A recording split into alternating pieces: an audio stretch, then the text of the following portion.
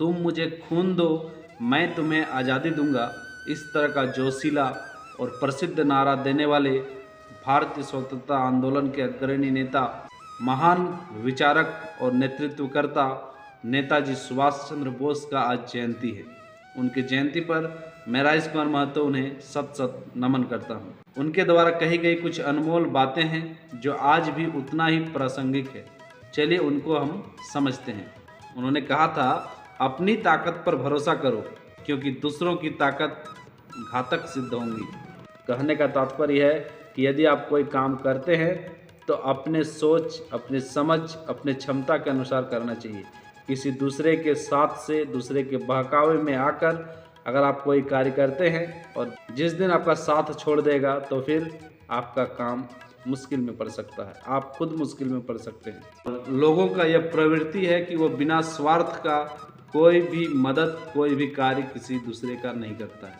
तो अगर वो आपको आज ताकत दे रहा है, आपको आज बल दे रहा है, अगर आपको आज सहायता कर रहा है तो उसका कुछ न कुछ स्वार्थ निहित है। जैसे ही उसका स्वार्थ सिद्धि हो जाएगा फिर आपको छोड़ देगा।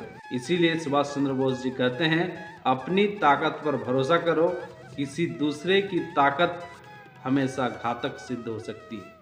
सबसे बड़ा अपराध है अन्याय सहना।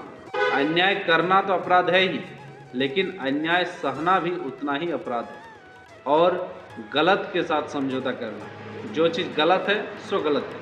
नेताजी सुभाष चंद्र बोस जी ने कहा है, सफलता हमेशा असफलता के स्तंभ पर खड़ी होती है, इसीलिए असफलता से घबराना नहीं चाहिए।